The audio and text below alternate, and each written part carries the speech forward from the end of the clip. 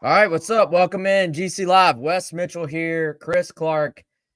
Chris is going to be this little white circle you see there today. Chris is joining us from the road, so we're going audio only, but I did want to hop in and talk to y'all a bit today and check in with South Carolina, of course, not only making the hire official of Joe DeCamillis in the last week or so, but now introducing him to the media today, did Shane Beamer.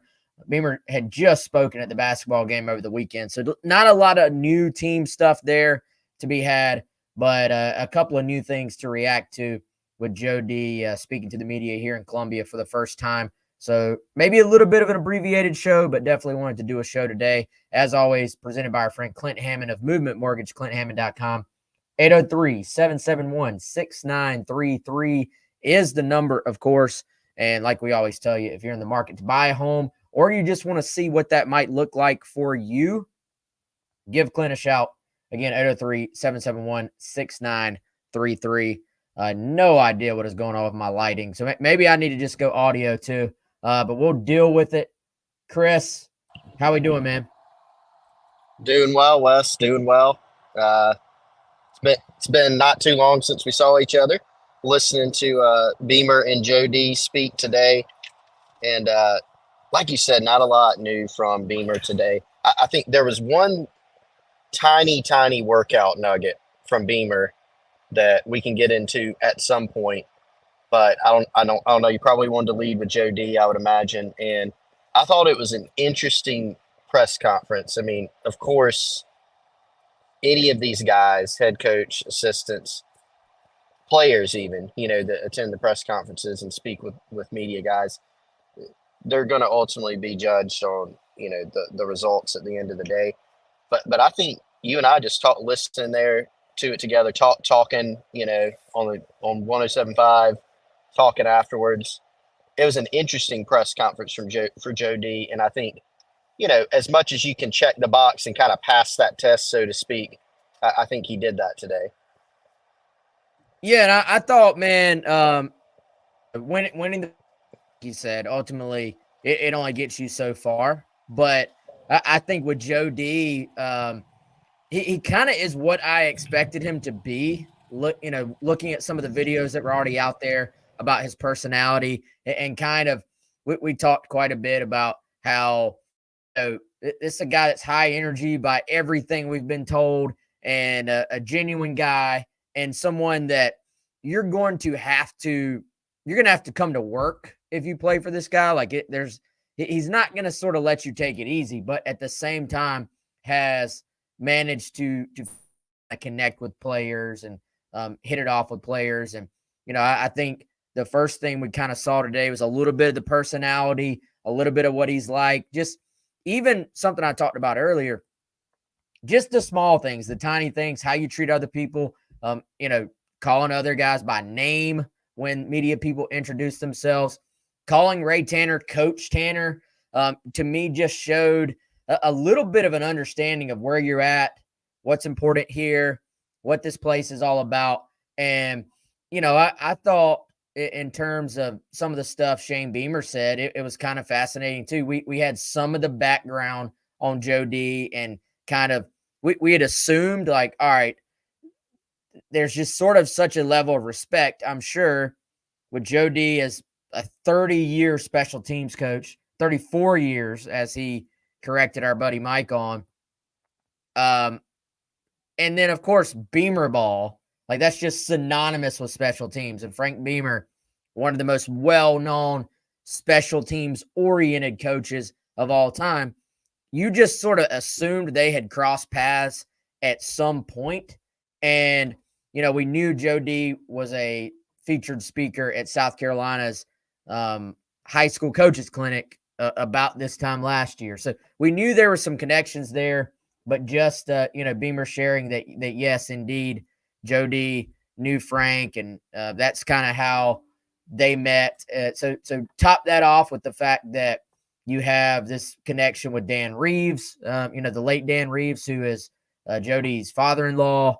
And it's kind of interesting that obviously Joe D's not from the state of South Carolina. He didn't go to USC, but there are some kind of unique connections to the program.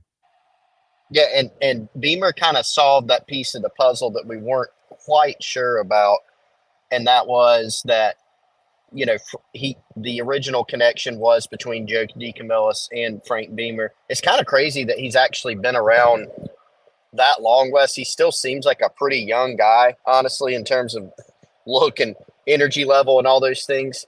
34 years in the NFL, then one at Texas, now in South Carolina. So he'll be, going into what his 35th year of coaching. Pretty crazy. And, I mean, Frank Beamer was he has not been gone from Virginia Tech that long in a relative sense. And Shane Beamer mentioned that, hey, up until, my dad was at Virginia Tech, up until the end, I mean, they still ran a kickoff called Falcons that they got from Joe DeCamillis during his time under Dan Reeves at the Falcons. And so, yeah, I thought that was kind of eye opening, right? Because when you think of special teams, like, there are certain coaches you would think of defensive coach, right? And across the spectrum of football, whether that's, whether you're thinking of college or NFL, if you just said, hey, defensive football coach, who's the first guy you're going to think of? I mean, for me, I have a little bias being in college football, but I'm probably saying, well, Nick Saban, right? If you think offensive coach, it's a bunch of different guys depending on your era that you may say, well, Bill Walsh, right? Or you may say, oh, Lincoln Riley. You may say Sark. I mean, there's a bunch of different guys you could say. With special teams, I feel like the list is shorter, because special teams is one of those things. The layperson really pays attention to special teams if there's a big play or if you mess up and give up a big play. And so you don't really think of like coaching geniuses with special teams as much, but they are out there. And, Pete Limbo was one, and it exposed South Carolina fans to, what that looked like on a regular basis. Point is, Wes, Frank Beamer is that guy that you think of. You say, hey, great special teams. Frank Beamer is probably one of the first guys you're thinking of, whether you're a new or older college football fan. And to hear that Joe DeCamillis actually influenced some of the things that they did in Beamer Ball version 1.0, I think is a pretty cool thing, really, and kind of speaks to the respect level that Joe D has in the coaching industry. Yeah, man, and I think Chris, some interesting questions we got answered too.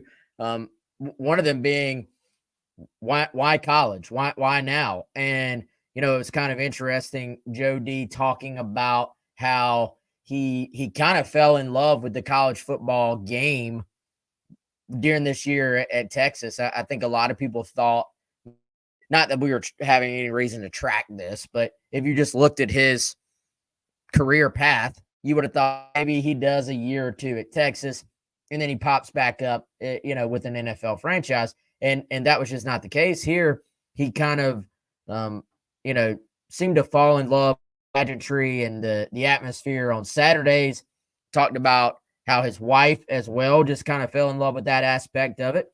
And then even as much as we're all looking at college football being even more of a business, which it ultimately is, and it more ever is a players as the coaches. He sort of, I thought, had a unique, I guess, perspective, you would say, on that as a longtime NFL guy. He's saying, look, yeah, there's a lot of changes here, but it's still not quite the business that the NFL is. And he was talking about the fact and saying that as a positive thing and the level of passion you can still have for the actual game of football at this level. And went as far as to say, look, I've seen a college football team tanking in order to move up in, a draft at the college level. So I thought that was sort of a point I had not thought about beforehand. And kind of reminds me of the reasons a lot of us still love college ball over the NFL. It's just that how those Saturdays in a college stadium can be. Oh yeah, for sure. I mean, there is a different level of pageantry, and I think he used the word pure, like the purity of the game. It is still there, and I think it's easy to lose sight of that in 2024 because, um, it is the transfer portal era, right? The NIL era. And those things are only really advancing and progressing to where, we're sitting here having conversations about the possibility in the near future of a collective bargaining agreement and revenue sharing and student athletes who, they're attending college, but they're also employees, right, for the sports team that they're playing for from that school. And so we'll see where all that lands. But, it's easy to lose sight of the fact that there is still a lot of purity, pageantry to the college game. I mean, Wes, not every player on a college football team. I mean, there's 85 scholarship players. There's 100 and something overall players when you count walk-ons.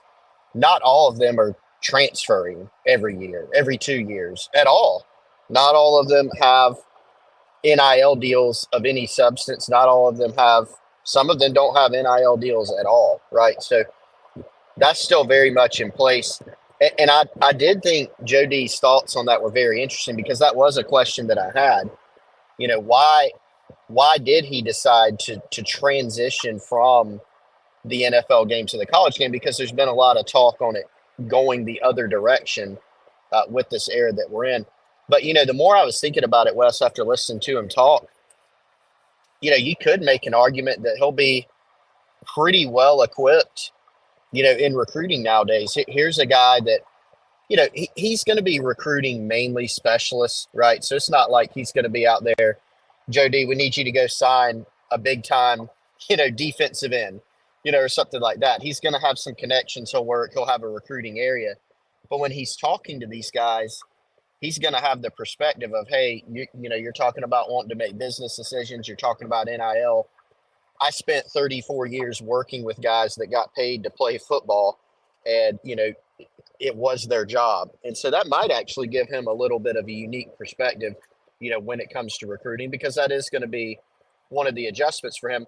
Although you pointed out, not as big of an adjustment as it would be for somebody like Sterling Lucas, who's been great at it, but is out there having to battle Georgia, Alabama, Clemson, et cetera, for defensive ends. That's a different ball game, than recruiting specialists. Yeah, I mean, dude, ultimately, I think there's going to be an evaluation to that. Like, he's going to be asked, hey, what do you think of this guy as a punt returner? What do you think of this guy as a kickoff returner? Otherwise, man, I mean, you're looking for punters, kickers, snappers. A lot of times, and we'll get his philosophy later, but a lot of times you're talking about preferred walk-ons in that arena. And if not, it's just you're not going out and battling for a punter or battling for a kicker. Those things kind of tend to just sort themselves out. And, it's not some big foul thing like it is with other positions. Will he be asked to recruit an area? Of course, every coach on staff, it's kind of a rites of passage. Like, you got to take care of your area. You got to go out, and that's part of the gig. But, I mean, I think, and this won't even be an adjustment for him. The thing he's just going to have to do is be a part of the overall greater picture. And what I mean by that is if you have a kid on campus for an official visit or a junior day or some type of presentation where you're kind of walking a prospect and his family through all the details of your program, and you say, hey, this is Joe D. He handles our special teams. You just want him to also be just another coach there that the players and the parents who are considering South Carolina say, man, I really like that guy, or that guy was high energy. That guy loves his job. I don't think it's so much of a, do you know how to recruit, some like scientific method to actually like a process. It's just going to be more about, does he have a personality? Is he willing to work at it? Is he willing to have high energy when talking to prospects when they're on campus? And looking at just the other stuff I've seen from him, Chris, and then even just the press conference today, not to read too far into it, but just listening to the way he communicated in the press conference and the way he talked to other people and the fact he wanted to thank so many people before he even got started. I think those things either A, come naturally to him, or B, he's already just learned throughout his career how important that is to go up there, communicate, have energy, look people in the eye. Most of this stuff, I don't even know if it's fair to say will be a transition for him. I think a lot of it he already does, and that will carry over pretty automatically to some of his recruiting responsibilities, you would say. Yeah, and I think in addition to that, it'll carry over to really the reason that he's here, Wes. You know, I mean, sometimes you hear so non-special teams coaches, right? You can kind of segment these things, like a running backs coach, for instance. I mean, the head coach that hires a running backs coach, they're always going to say, you know, he's done this, he's a great coach, etc. But really, when you're looking at running backs coaches, what's one of the most important things, boxes that you have to check there? You got to be able to recruit, you know. Whereas if you're, say, you know, an offensive line coach, yes, you need to be able to recruit, but the most important thing is you got to be able to identify talent and then develop that talent, because that's a position that has proven over a course of many, many years to be tough to evaluate, tough to develop. You know, certain things matter more than other things. For Joe DeCamillis, the biggest reason he's here is to make an impact in an area that Shane Beamer's really emphasized, and that's coaching special teams. And if you think about how they have structured things at South Carolina under Shane Beamer, and then when Pete Limbo was here, I think there's really two things that stand out about special teams. Number one, they were able to be very aggressive and use it as a way to change the game. That's something that James Coley, the new receivers coach, is that's his mantra, right? But changing the game on special teams, how? Well, making, you know, blocking punts, going for two when people aren't anticipating it, you know, being able to use fake punts. They've done that, muddle huddles, you know, they've done that at a higher clip than basically every other college football team, if you look at it over the past few years, and they've had a lot of success with it. But I think the other thing, those things are great, right? They're fun. They help make game-changing plays. But the other thing that doesn't, you know, maybe show up as much, it shows up on Saturdays in terms of quality, but you don't really see this part as much, is just how special teams is integrated so much into the program. And what I mean by that is, you know, a lot of the drills that are done every day in practice with Shane Beamer and when Pete Limbo is here, you know, it's the same terminology. It's the same types of drills, to where, you know, who's playing on special teams?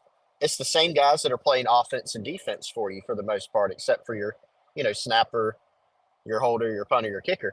It's the same guys. And so can you use your special teams periods, of which there's a lot of it under Shane Beamer? He's devoted a lot of time to it.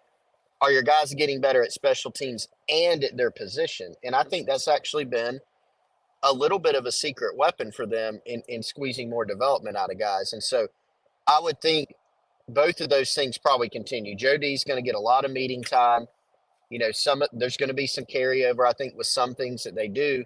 And then we know that he's an aggressive type of guy. Shane Beamer has an aggressive personality when it comes to special teams as well. So I think that's the main reason you bring him in. And I think when it comes to teaching the guys and being able to communicate with them on the field, you know, there's a lot of evidence during his career that Joe D's a guy that has been able to command, you know, respect from the guys in his room. Interesting too, comment about how you can maybe affect the game in the, you know, at the college level a good bit more than you could in the NFL when it comes to special teams. You know, you talk about blocked punts, man, and how big those were at times for South Carolina. I don't watch a ton of NFL. I generally I watch the Panthers when they're good. I barely watch them this year, to be completely honest. And then I watch come playoff time. And I was sitting there like, when was the last time I was just watching an NFL game live and saw a blocked punt? It really just doesn't happen. And so, real quick, this is stat muse. But, dude, you got two teams in 2023 in 17 games blocked more than one punt as a team last year. Then there's two other teams that blocked one each.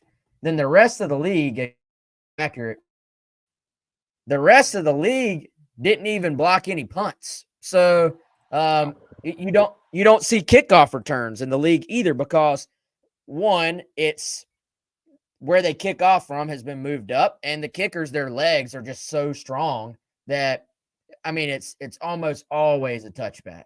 And so then the other part is, frankly, the guys are just so good and so athletic and so disciplined that you don't see the mistakes on special teams that then lead to success for the other team. How many times did we hear Limbo or Beamer, sometimes successfully, sometimes after a day where they didn't have a successful big special teams play? But either way, how many times did we see them say, well, yeah, here we saw this on film, we saw that on film, we thought we could take advantage of this? And so, I think in the college game, you just have those opportunities a little bit more. You don't quite, obviously, you don't have quite as good of athletes as you do in the NFL. So I think that leads to maybe more defensive, and I'm saying defensive as in like defense within special teams. So your coverage guys in a special team setting. There are more maybe opportunities for a successful punt return or kickoff return at the college level. There are more opportunities for your opponent to make mistakes at the college level because they're 18 to 23-year-old kids who don't have as much time to put into special teams. So with that creates more variety of all the potential things that can happen, which also means if you are the best in that category, you can sometimes steal an advantage. And we know that's kind of been the goal for Shane Beamer. And I mean, that's the goal going all the way back to Frank Beamer as well, is, basically to have those advantages. Yeah, it makes a lot of sense. It was a hallmark of, how Frank Beamer built his program, and his son Shane, obviously seeing that, has chosen to make it a part of his. And there's no doubt it has been an advantage at many times. And so Shane Beamer obviously wants to continue down that path. And, when Pete Limbo left to take the Buffalo job, he could have pivoted and he could have said, hey, I'm going to, backfill this by hiring a coach at a different position. We'll restructure the staff, or I'll coach special teams myself, or we'll put a couple different coaches on it. But we know that his preferred approach when he got to South Carolina was to hire a great special teams coach. And he obviously did at the time and in hindsight with Pete Limbo. And, he wanted to take that same route again and has been able to do that. And so, yeah, more opportunities to affect the game in college for Joe DeCamillis, which I think excites him as a special teams guy. And, it's kind of surprising to me, Wes. I really didn't think of that until he said it, to be honest. I knew the part about there not being as much of an emphasis on special teams from an impact standpoint in the NFL, right?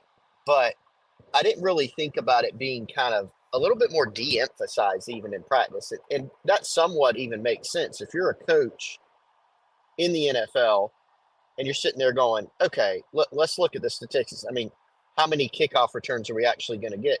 You're probably structuring your practice time in a different way to focus more on the areas you're going to see more of in games. But for a special teams coach like Joe D, who obviously loves special teams, that's probably not quite as fun for him, So it's kind of a way for him getting into the college game to make more of an impact and to get more action, so to speak. Yeah, who wants to bust their tail to come up with a bunch of schemes to try and leverage your opponent and use them? That doesn't offer a competitor like he clearly is. Guy, when the Dallas Cowboys bubble fell and injured a bunch of people, including him, leaving him with a broken neck, he was back at practice a little over a week later, reportedly. So he's a high-level competitor, wants to get out, former wrestler, and maybe in college as well. Don't quote me on that, but this guy just likes to compete. He even talked about that when talking about recruiting, that it's a competition. You're competing against that other school's coach to land this guy. So it may be in a different arena, but it is still a competition with and a loser. So all that stuff was fascinating. And I think that was one of the first things he said when asked about sort of the college game and asked about going to coach with Shane Beamer. it was, as Chris said, knowing that I'm going to be coaching with a guy, coaching for a guy, give me time to actually let my special team act the game. Before we move on, I'll tell you guys about sponsors. Friend Andy Luedecke franchise. Head on over to myperfectfranchise.net. You can contact Andy at 404-973-9901. Andy is a consultant. You may be saying, what the heck does that mean? First of all, services are 100% free. And basically what Andy does, if you were looking for a side hustle, if you want to either leave your current job or just sort of add some more ability to diversify, build wealth, and or leave a legacy, what Andy does is he takes skills, financial requirements, and your time to commit. He gathers all that information. Then he finds you a list of franchises that fit your needs perfectly. And then you can go from there to pick which franchise you might want to dive into yourself. Call Andy or text him 404-973-9901 or shoot him an email, Andy at myperfectfranchise.net. Also, let's go ahead and knock both of these out and tax 803-462-5576, helping Gamecocks throughout the Midlands with 3 convenient locations as tax time arrives. And Chris, I know you can tell people you've already had a great experience with Larry and his team at Liberty Tax. We have. We'll see him again next week. Absolutely no taxiety here because of Larry and his team at Liberty Tax. A couple locations in Irmo, 803-462-5576. That's how you can reach them to set up an appointment.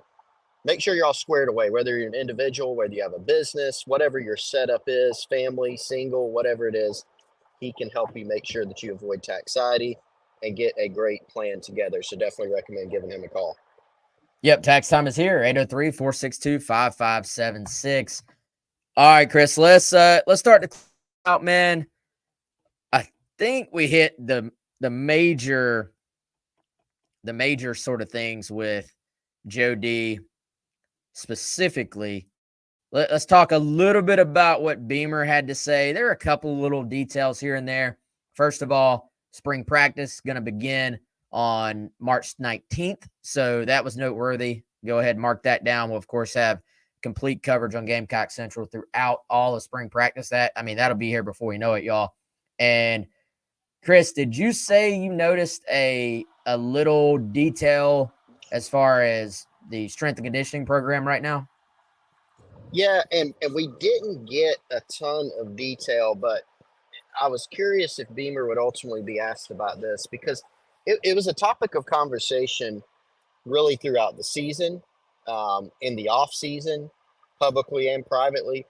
And he was asked today about strength and conditioning. You know, hey, when you assess, Beamer often says that, hey, no matter how the season goes, we always assess everything, good, bad. You know, how can we look to improve things? But there was a lot of conversation this offseason in particular about strength and conditioning. You know, there were, hey, what was the deal with the injuries? Do things need to be tweaked? Not just from an injury standpoint, Wes, but just, you know, whether you think about conditioning or strength or whatever it may be.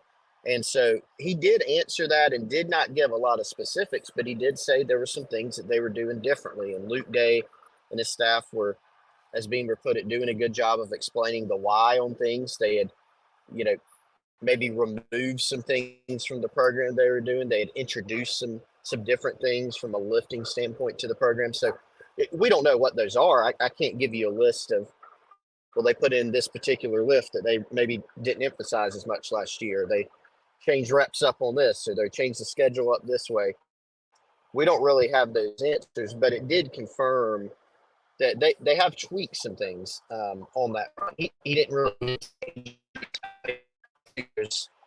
Wes, the injuries, it seemed, had been greatly reduced. And last year, was it more of an outlier? Yeah, I mean, maybe so, right? I mean, when you have 9 or 10 offensive linemen injured, that tends to make you think it is probably an outlier year. So we'll see. But I just thought it was interesting that he did address that, even if it wasn't going into great detail. Yeah, he did acknowledge that there have been tweaks and changes, I think, and it's hard. You know what? Other than just seeing videos or the little bit of time we've maybe seen a workout here or there, it would. I mean, you could stick any random non inside the building person at a workout and be like, "Hey, what are they doing different now?"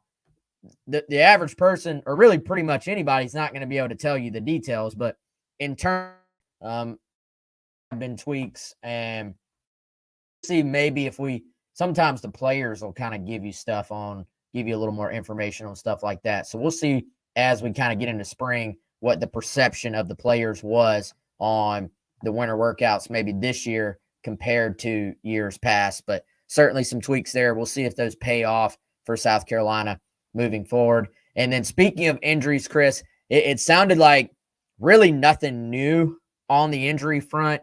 He said there are some guys, of course, who are still banged up. There'll be some guys who are limited going into spring practice. And really, it sounds like the only guy maybe could just miss the spring or be very limited this spring, according to Beamer, as far as being not a long-term injury, but the most far off from being back to 100% at this point would be Rocket Sanders, which, Chris, I mean, I think all reps for any player are valuable, but for a guy like that who's already done what he has done at the SEC level, priority number 1, 2, and 3 for Rocket Sanders is to be 100% healthy when South Carolina kicks off against Old Dominion. I am not worried about the spring at all if I'm South Carolina. Yeah, I agree. Ample experience there, and the first time that this was mentioned, when Rocket was on at halftime in a sling, and that kind of confirmed, okay, this guy's dealing with something right now. And Beamer said, yeah, the kind of cat's out of the bag there, but hey, maybe he can do some things like later in spring, But to me, Wes, from what we saw, I mean, that's one of those where you just go, don't force the issue there, right? You don't rush anything to be able to get him a few reps here and there in spring. You get him completely healed up. We've seen the difference between healthy Rocket and not healthy Rocket, which was last season, right, when he was dealing with really more than one thing at Arkansas. He's back, I think, at a better weight for him. Maybe he puts on a little bit more before the season, but latest weight I think had him listed at 225. I know that was an emphasis this offseason. He's back with Jameel Walker, who used to be his head strength and conditioning coach at Arkansas. My understanding is they have a really good relationship, and then he just needs to get healed up. So there's some familiarity there, and I think he'll be fine as long as you get him in there by kickoff and get him rolling. And obviously, he's going to be a huge part of what they do offensively. Yeah, I think every Gamecock fan out there dreaming of the idea of the run threat of Lenora Sellers in the backfield alongside a guy like Rocket Sanders, who, I mean, God, has every skill in his bag. Can run with power, can run with speed, can make you miss, can catch the football, just can do it all. So really right now, as it is with most running backs, frankly, once they prove they can make it happen, it's all about getting them to game days healthy and then keeping him healthy. So that would be, I think, priority number 1 for South Carolina. And again, just to reiterate something we've said before, this was a known injury. This is something South Carolina knew. Recruiting Rocket Sanders out of the portal that he was going to have cleaned up, and now in the recovery process there as far as that injury goes. Let's close it out, I guess, with a little bit of Senior Bowl talk. Chris, early indications for really both Xavier Legette and Spencer Rattler. Now, I know Legette, it seemed like he hobbled off a little bit yesterday. Hopefully he's okay. I haven't seen any reports today. Hopefully he's able to today, but those guys kind of doing, I dare say, exactly what we expected here locally. I mean, Rattler, I think we all knew was going to go out there and impress. Legette doesn't have 3, 4, or 5 years of tape of him just being a number 1 receiver. Maybe like some other guys do. So I think that for both these guys, it was important to perform well at the Senior Bowl. But it sounds like, again, we're not there, but the reporting out of Mobile, Alabama is pretty positive for both those Gamecocks. Yeah, what you always want to see in an all-star game scenario like that, or really the entire kind of post-college, pre-draft process, Wes, is you want to just see the stock stay steady at a high level, or you want to see the stock go up. And I think with both of those guys, it kind of seems like stock up, um, and it's funny because the thing I've been thinking of when we've seen all these reports about Rattler and Luedecke that have been very complimentary is it kind of reminds me of when Debo went out to the Senior Bowl and he's getting all these wow, this Debo Samuel's really good. And it's like, yeah, we know, we've seen it. And same thing with those two guys, right? And I think there's been a lot of positives about both of them. I've actually seen even more about Spencer Rattler. I think people were curious, to see what he would look like. And I think seems like he's been really in command. He's thrown the football really well. I think with what we know about both of those guys, Wes, they'll make plays in practice, in the game, and then I think they'll do a really good job interviewing, and they're going to get rave reviews from anybody that coached them at South Carolina as well. No doubt, man. Watching them perform on Saturday, I believe that's on NFL Network, and I tell you what, man, I didn't really have this on my mental list of things to talk about. Reaction real quick, Chris. I'm just going to throw this one at you. Have you, I know you're in the car, have you seen the Big Ten and SEC, quote, advisory group that was announced today? Chris, we got you? Yep. Have you seen this? Yeah, I have seen that actually. I was reading about it earlier, and yeah, very interesting. And let me give you my off the cuff. I'll give you like a snarky reaction, and then my serious one. The snarky one is that it's like an actual well functioning probably version of what was that thing? The Alliance. What was that thing where they made the agreement? But then they said they didn't need a written agreement because everybody could trust each other, and then nobody trusted each other. But this is an actual, I think this will function well. And I think it really just, in seriousness, serves to show that, I mean, this is the big two. These two conferences are the power players. They've positioned themselves as such with the schools that they've gotten through expansion, the schools that they've already had. And people have really been talking about this for a while behind the scenes in college athletics of power is continuing to centralize, to concentrate, where, you used to have the Power Five, like you had the Power Five group of five. That changed, right? And I think it's going farther and farther in the direction of just kind of compressing into two big ones that are kind of outweigh everybody else. That's what it seems like, and this, I think, is further evidence of that. Yeah, seriously, man. And I'm kind of leaning on Andy Staples here, who had a really good piece of Out is Free. It's on all lead story on On 3 right now. But as he points out here, the SEC and the Big Ten have joined forces, as their leaders put it in a news release, to, quote, a leadership role in developing solutions for a sustainable future of college sports, end quote.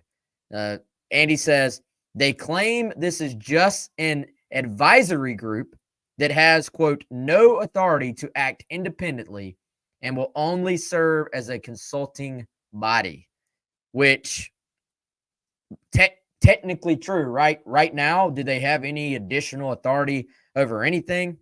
No.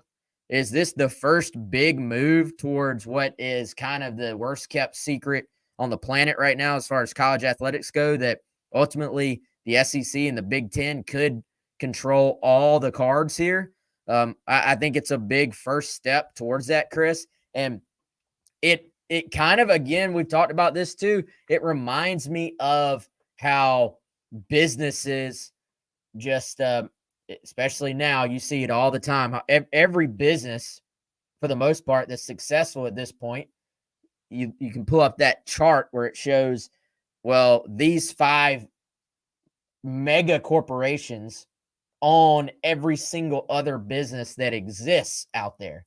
And so, are we one day headed for a college football world where 1 or 2 conferences ultimately are sort of the big boy header for every school, but then the schools are just broke up into divisions, probably with geography being your main way to split them up? And we get back in a weird way almost to a similar structure than what we have almost always had, but maybe you just have different people in charge of the entire operation. Yeah, that is an interesting thought, and I think that seems to be another part of this push. Wherever we end up landing, it just seems to me like the leadership structure is going to end up being different. Now, I don't know if that means, you know, a couple conferences kind of reigning supreme, like you said. I don't know if it means, the thing that everybody, I believe, is tired of is kind of the bureaucratic, like NCAA complex, where it's, you know, a board of governors supposedly doing the bidding of the schools, but they're not really. And a lot of people who are, and no offense to them, just like a lot of like lawyers and things like that coming up with policies and making it more driven by a model that makes sense, and that where the decisions make more sense for all sides. And so there's been a lot of chaos leading up to that, of course, whether it's, transfer portal, NIL, conference expansion. There's been some chaotic moments here, but it's all boiling over to where we're gonna eventually get something different. But I like how you put it, badly kept secret, that those two, and if you've been paying attention, maybe not even a secret, just kind of behind the scenes, and even with some of the public moves, those two conferences have really positioned themselves very, very well into the future. And those two schools have, not schools, those two conferences have continued kind of, quietly looking around at the expansion landscape and just being very careful, very picky, and biding their time. And who else could we maybe get down the road? Yeah, and who knows where their attention actually is in terms of expansion. It seems to me like a lot of times there are poorly kept secrets involving expansion that end up not being true. And then there are things going on behind the scenes that almost miraculously don't get out until it actually happens. It felt like Texas and Oklahoma to the SEC, that was a very well kept secret until it actually happened. So expansion, just another element in all of this. And I tell you what, before we get out of here, the best way to get us to answer your questions is just to throw huge at us, which is what Greg here has done. Greg says, you guys are my go-to info source for all things South Carolina, checking in from Nantucket Island. Much love and respect. Yeah, Greg. So, dude, we'll answer your question. Chris, he says, do we feel that a 2-year, I'm guessing he means a 2-year limit as far as transfers go, 2-year or a graduation minimum could be a viable solution for the transfer madness? And that would be in terms of, I guess maybe you have to stay at a school 2 years before you can transfer. You have to graduate, just some type of roadblock, some type of hurdle to slow down all the transfer madness. It's a good question, Greg. Chris, it's kind of one of those things where once you can't put the toothpaste back in, it seems like. And now even the fact that, yeah, we're going to allow you to transfer without graduation, one-time free transfer. And that brought a ton of madness itself. Well, then you have this TRO where basically it went to court, and for the time being, you can transfer an infinite number of times. So if that holds up, it's going to be hard to put any type of limitations back in my opinion, even though I think it would be better for a lot of people in college athletics if there was some type of transfer limitation.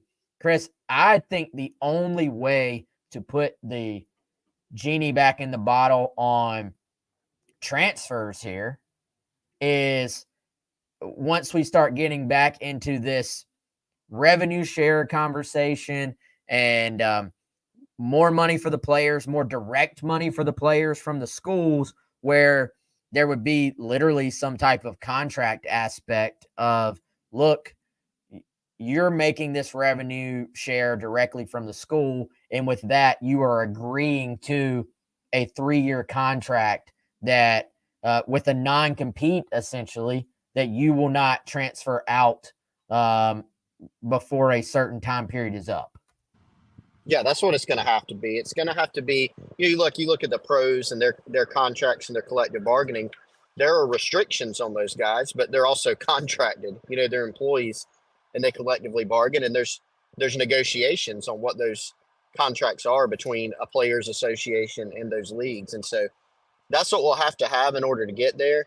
I do feel like it'll probably get there. It's just a hunch because it just seems untenable to have just, hey, transfer as many times as you want, right? Especially when you introduce those other elements, revenue sharing is what you brought up.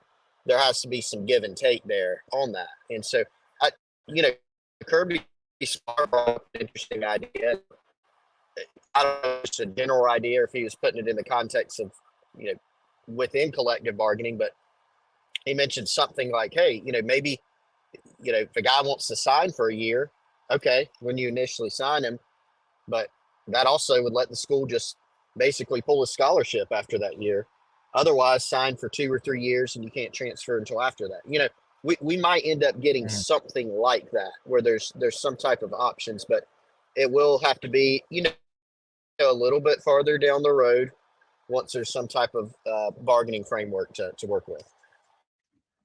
And hey, let's close this out, man, the way we started it with some Joe D talk, because I think there's actually an interesting point tied to that.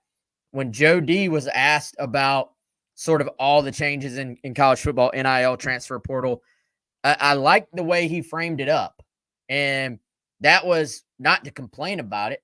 That was to point out, hey, in the NFL, when free agency became more and more of a thing, the teams that took advantage of what was now something everybody else was kind of new to, or everyone was new to, but some teams adjusted a little bit quicker than others. Those are the teams that found an advantage on the field. And so his approach was not, oh, let me take a college job and then complain about the transfer portal. It was, well, how can I, as a coach, take advantage of maybe having a situation where other teams aren't quite moving as quickly to do the same, basically, Chris. Yeah, I thought it was a great point. And even, hey, even if you do want to complain about it, that's fine. Like Lane Kiffin's a great example.